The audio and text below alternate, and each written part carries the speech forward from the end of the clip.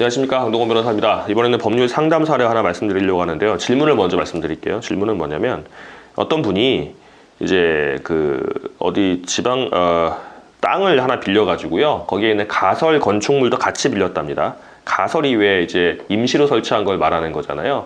그러니까 뭐 벽돌도 짓고 뭐 지붕도 짓고 이제 주기지라고 하거든요. 주벽, 기둥, 지붕 이렇게 있어야지 건물이라고 하는데, 반드시 단단하게 짓지는 않고 뭐 컨테이너나 뭐 H빔 같은 거 하나 하고 지붕 하나 하면 이제 축사 같은 것도 만들고 될 수가 있잖아요. 그런 걸 가설 건축물이라고 하는데, 그런 걸 이제 가설 건축물이나 땅을 같이 임차해서 사용하고 있었다고 했는데 그 땅의 관할 지방자치단체에서 도시계획을 만들면서 거기 도로를 만들겠다라고 이제 통지를 했다고 합니다. 그래서 도로 만들려면 철거해야 되잖아요. 이제 철거하겠다 통지를 하고, 철거해 주세요라고 통지를 했는데 철거 안 하면은 행정대집행이라고 해가지고, 왜 많이들 아시는 강제집행 그런 거잖아요. 이제 사람 용역사들이 와가지고 다 철거해버리고 그 용역 비용 같은 것도 상대방한테 청구할 수가 있습니다. 왜냐하면 행정적으로 어떻게 일을 해야 되는데, 물론 적법하다는 전제하에 행정처분이 이루어졌는데 행정처분을 상대방이 안 한다고 버티면은 뭐 어떻게 할 거예요? 그거 안 되잖아요. 그러니까 강제로 할 수 있는 힘이 주어지는 게 행정대집행이고, 그러니까 행정적으로 대신해서 집행한다. 그리고 비용도 상대방한테 청구하게 되는 거죠.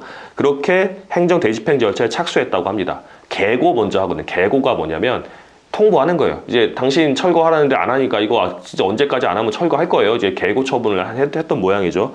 그러니까 나 영업손실보상 받아야 되는데, 왜냐면은 나는 이제 땅 주인하고 건물 주인하고 정상적으로 영업 계약을 해가지고 임대차 계약을 해가지고 이분이 어떤 영업을 하는지는 안 나왔는데, 보통 이제 이 가설 건축물을 했다 그러면 거기서 창고로 쓰기도 하고, 아니면은 뭐 제조업 같은 간단한 제조업 하시기도 하고, 뭐 경우에서 축사나 뭐 우사로 쓰시기도 하는데, 그렇게 했다고 한다면 나는 정상적으로 이제 적법하게 임차를 해서 장사를 하고 있는데 국가가 도로를 만든다고 수용을 했으니까 영업보상 해줘야 되지 않겠냐, 이렇게 이제 물어보신 겁니다.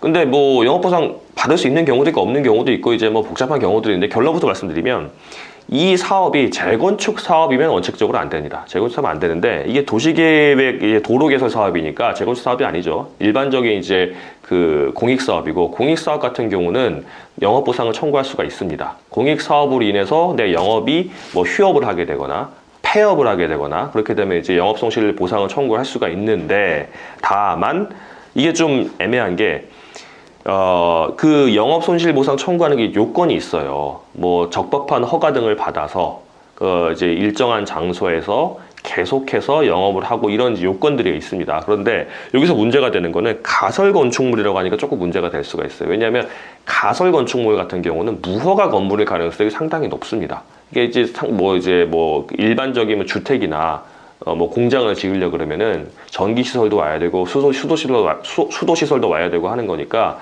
지방자치단체 허가를 받지 않으면 수도 끌어오고 전기 끌어오는 게 잘 안 되거든요. 그러니까 허가를 받지 않으면 안 되니까 무허가 건물인 경우 잘은 없어요. 그런데 가설 건축물 같은 경우는 그냥 뭐 기둥 하나 짓고 지붕 하나 하면 되는 거니까 무허가 건물인 경우가 많습니다.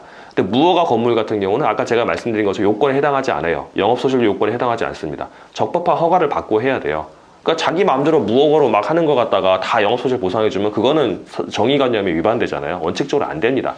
그런데 무허가 건축물 같은 경우는 이제 사회적으로 약자들이 하는 경우가 많지 않습니까? 이제 뭐 약자분들이 이제 그냥 조그만 거 하나 지어놓고 거기다 그냥 하는 경우도 많으니까, 일정한 경우에는 보호해서 영업소실 보상하자는 법 규정이 있습니다.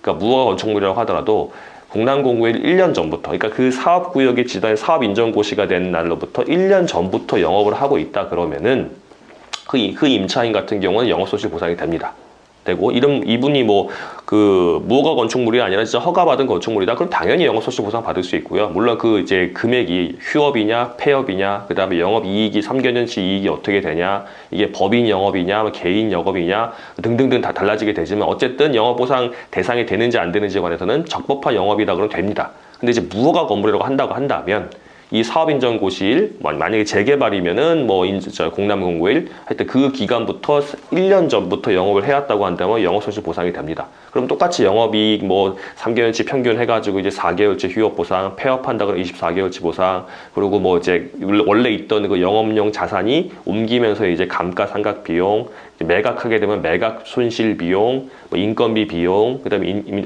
옮겨서 다시 장사하게 되는 인테리어 같은 거, 설비 같은 거 비용 다 받을 수가 있습니다. 다만 이렇게 무허가 건물일 경우에는 그런 비용들이 1,000만 원 이하. 그러니까 매각제 영업용 자산이 매각하게 되면은 그 매각 손실이라든가 그다음에 미리 가지고 있는 이제 그 재고 같은 거 재고 손실이라든가 그런 거는 다 실비로 받을 수 있는데요. 영업이익이라든가 이전 비용 같은 것들은 다 1,000만 원 이내까지만 받을 수가 있습니다. 그 이제 보호하긴 하는데 무허가 건물도 보호하긴 하는데 일정한 경우에 1년 이상의 이제 영업을 한 경우에 보호하긴 하는데 그 금액도 이제 좀 한정을 하겠다는 거죠. 한정 없이 할 수는 없는 거니까 그런 정도까지 받을 수 있는 그렇게 아시면 될 것 같고요. 영업보상 먼저 복잡한 부분이 많으니까 제가 조만간 한번 더 영상 한번 찍을 테니까 이렇게 하시면 될 것 같습니다.